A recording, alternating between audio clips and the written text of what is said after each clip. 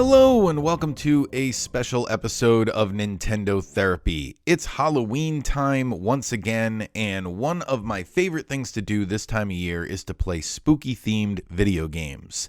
Things like the Costume Quest series, which is an RPG where you trick-or-treat while fighting trolls. Zombies Ate My Neighbors has a fun suburban haunting feel, but my newest absolute favoritist game series for this time of year is the Luigi's Mansion series. It's got that perfect vibe of a Saturday morning cartoon Halloween special with amazing gameplay and exploration elements. Everybody who's played it will tell you, you gotta play this series. Each game, it's short enough to marathon the entire trilogy in a month or two. You'd probably have to start in like August, but you could do this every Halloween if you wanted to, which is exactly what I'm starting to do and I did this year. In this podcast, I'm going to cover the first two games, and then Harrison is going to service up his thoughts on the third installment. So let's get into that perfect comfort series for pumpkin carving season, starting with my thoughts on Luigi's Mansion 1. So the only game in the series to feel like a true survival horror game to me is the first Luigi's Mansion. Well, maybe not a true survival horror game, but it feels like it's aping that vibe. It feels like a survival horror game through the lens of the Mushroom Kingdom. The rest of them don't have that feel to me. The look and feel of the original Luigi's Mansion itself, it has a quasi-Resident Evil tone to it. Luigi's Mansion 2 and 3, they just kind of seem to have a cleaner world. The dust and debris in the first game, they add so much experience. They add so much to the experience. They also do a lot more later on in the series with the ghosts seeming silly. Like they give them like slapstick comedy cutscenes with them like bumping their heads and tripping over each other like the Three Stooges. The original Luigi's Mansion, it gives the ghosts some silly moments, but it doesn't overdo them. And so much of this game is on the vibes and how they don't overdo the silliness of that. And they also have the dynamic lighting that everyone talks about. The dynamic lighting, it's something that would also go on to be a staple of the series, and it's on full display here right away in the first game. Lightning strikes will cast shadows and create this eerie mood that's perfectly on the nose in cliche in all the right ways. You'll even get lightning strikes in rooms that don't have windows. It doesn't make any sense, but it works. There's shadows everywhere in this game. Every boss fight, every room, every hallway that has a candle in it, it's lit like a campfire ghost story, which is funny because you have a flashlight in your hand, so you could totally do the campfire ghost thing.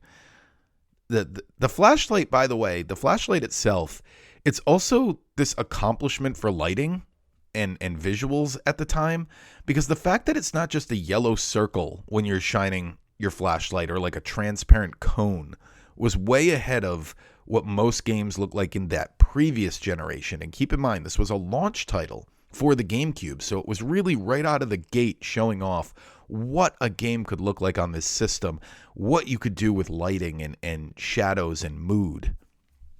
And I think it's kind of fitting that most of those Resident Evil games wound up on the GameCube, because right out of the gate it was showing you what it could do.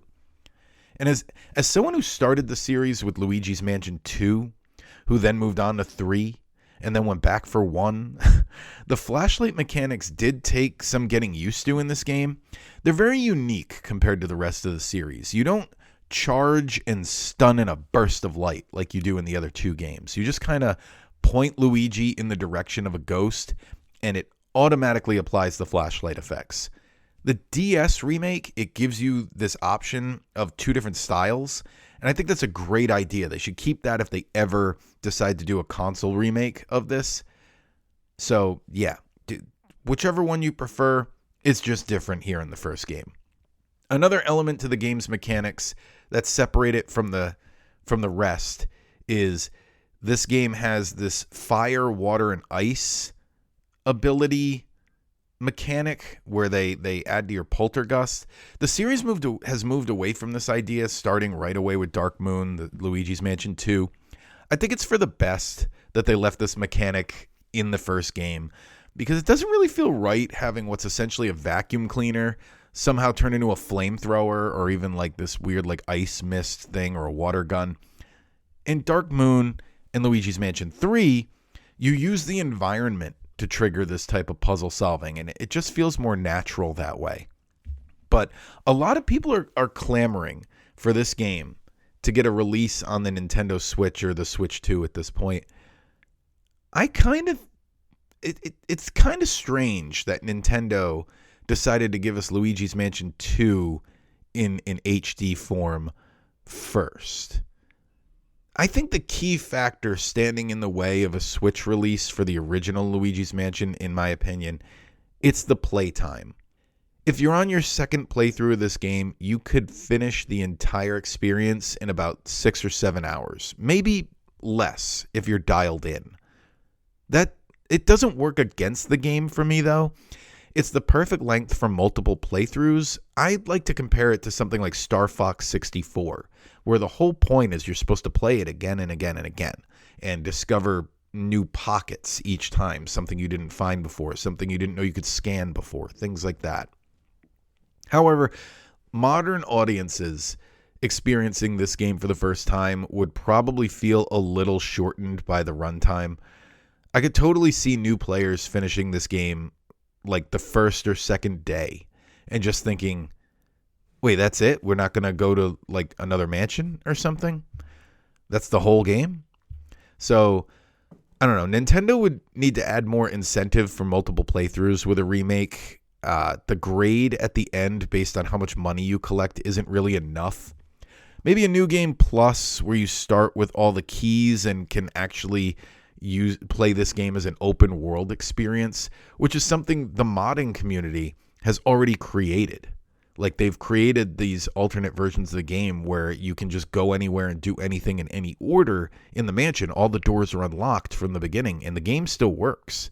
So those roadblocks they put up are almost arbitrary. It's almost like an old way of thinking about how video games work. They could also try adding an expert difficulty level. I think that would be a big help to add more to a second playthrough. And more interactivity with the environment would be nice. Whether it's through more stuff that does stuff, as simple as that sounds. In Luigi's Mansion 3, everything does something interesting. Like, everything you can see, every single item in the game it's had some thought put into how it can be interacted with. And you could also do things like add more incentive to scan things with the Game Boy Horror too. Like, add a little bit more to the environment there. I don't know, just more environment stuff. For a first entry though, you can't really ask for much more than what this game has. It seems kind of crazy that Nintendo, they waited 12 years to do a follow-up. And then it was another 6 more years before we got Luigi's Mansion 3. I think those large gaps in between the games did help give people a chance to discover the series. I mean, Luigi's Mansion 3 sold over 13 million units, maybe 14 million by this point, who knows. So it definitely guarantees us a Luigi's Mansion 4. So I think we can consider this series a Nintendo standard for now. It's set. We're going to get more games. I just hope they don't make us wait 7 years every time. Though it's kind of been a minute since Luigi's Mansion 3. We're ready for 4. So now Luigi's Mansion 2. Moving on to that. For the second installment of the series, they decided to split Luigi among multiple locations.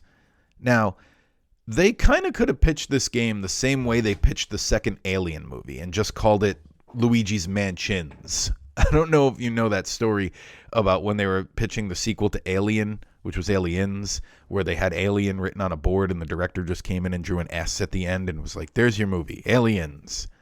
So I honestly wouldn't mind if Nintendo returned to this idea of multiple mansions in a later installment. It's really cool that you can have 5 different mansions with their own little theme. I almost feel like they could have gone further with this idea because 2 of the 5 mansions themes just seem to be spooky house. Like, you open and close on Spooky House, and in the middle you've got an ice-themed area, a plant-themed area, and this clock-themed area. each area being its own mansion. I know a few people complained that the hotel setting in the third game, it isn't technically a mansion, so it should be Luigi's hotel. What the heck? I don't know. I feel like having multiple mansions is your best way to have your cake and eat it too, for the sake of variety in your environments. I know what they did in 3 was just have the multiple hotel floors. The first game was able to get away with a few changes in the mansion while still keeping you in one mansion by having you have these like pocket dimensions you would enter during boss fights, where it was like this otherworldly ghost nether realm that didn't seem like it was supposed to be part of the actual mansion. But multiple mansions, great addition here in Luigi's Mansion 2. I know the $60 price tag is giving this game a bad reputation. It might lead a few Luigi's Mansion fans to skip this entry in the franchise, but I will defend this game. I think everyone who loves the other two will find plenty to love about this game. Even if it ends up being your least favorite in the series, I still think it's worth your time. So let's talk about the mission structure. I already addressed the price tag that people don't like. The two biggest things that turn people off from this game are the price tag and the mission structure. To me, this time, playing through, it wasn't that big a deal to me. Probably because I have 3 as an option now, so if I wanted that sort of experience, it's there for me. But I could totally see when this was the newest installment in the series, and it was your way of playing Luigi's Mansion on a modern console, and you had waited years in between. I could see these missions being a frustrating way to get a new Luigi Mansion game. But honestly, now that we have the series going the other way with Luigi's Mansion 3, it's not a problem this time through for me. It encouraged me to play the game daily, which I don't know I would have done otherwise, because a lot of times I would just say, I'm going to do one mission and then go to bed. Sometimes it's nice to have a definitive endpoint for your play session. A lot of games do this and you don't even realize it, like the world map on Mario Wonder or New Super Mario Brothers or any 2D Mario. It lets you say, I'm just going to do one more level before bed. And each mission, it's kind of arranged perfectly where it's only going to take you about 30 minutes. I was very impressed that they all seem to take about the same amount of time. It was very well planned. Like every single one of them I could rely on beating in about half an hour.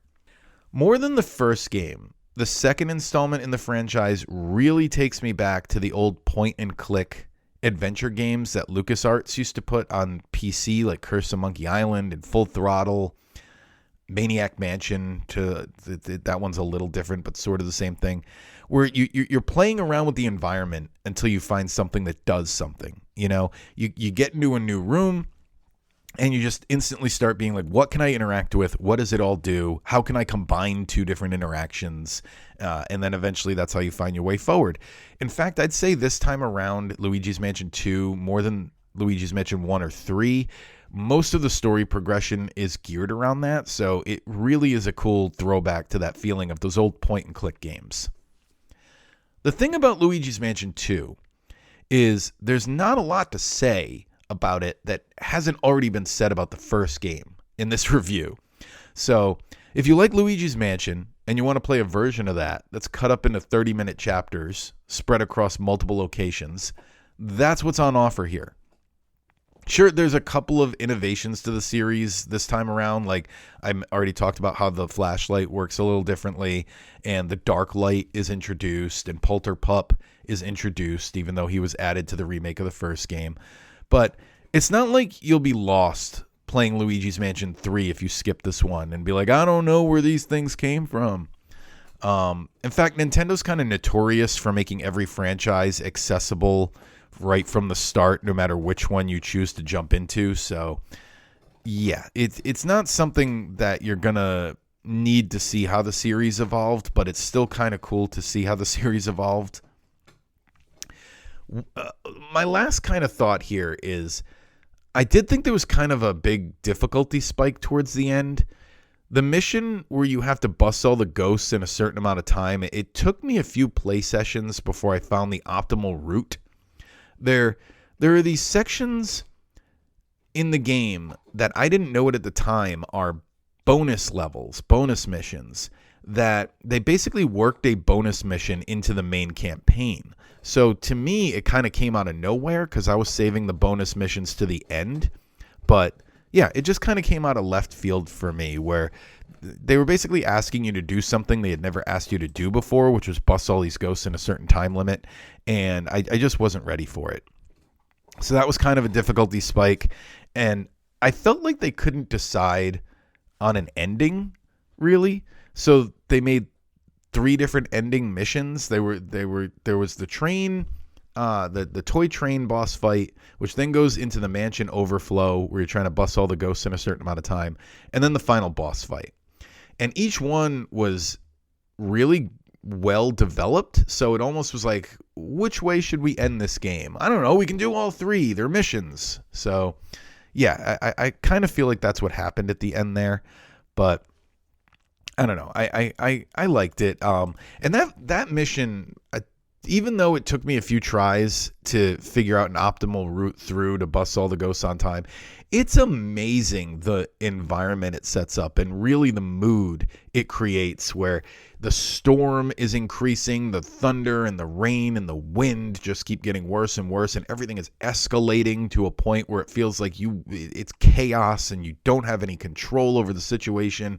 And then you finally get to this like end portal thing. And yeah, it seemed like it should have been the ending of the game, which is what led me to this thought about how it's weird that this game has 3 endings. But yeah, I'm not knocking that mission. It's very well done if you know how to do it. It just it took me a few tries to figure out how to not fail and run out of time before the time limit ran out in that first section. So yeah, it's really good ending. Guys, play this game. It's good. So I'm really curious where they're going to send Luigi for the next installment. I've seen a lot of great ideas in the fan community. An abandoned amusement park could be cool. A creepy location where there's like different attractions and, amusement park rides and stuff.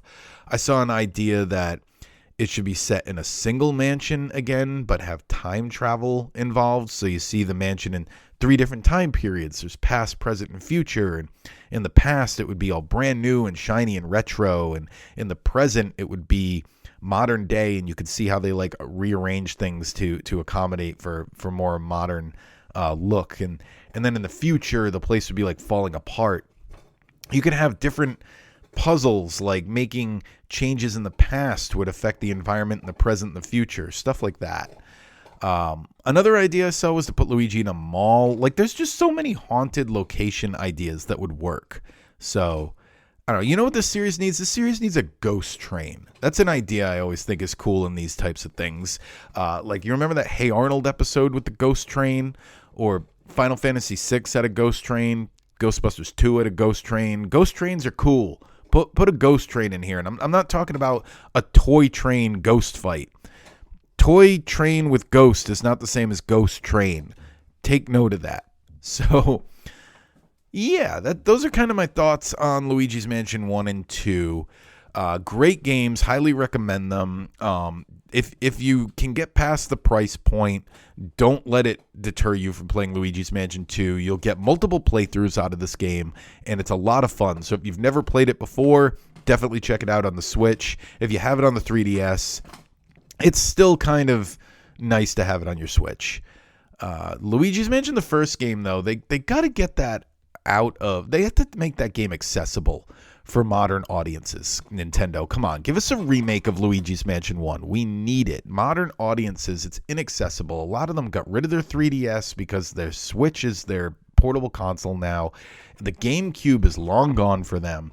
This is a modern remake would be the only way for them to play it. So coming up soon, probably uploading on the same day here, is Harrison's thoughts on Luigi's Mansion 3. So you can go right into that. These are the perfect games for this time of year. Thank you all for listening. And be sure to seek us out on the internets because we like hearing from our listeners. So we will talk to you there. Bye.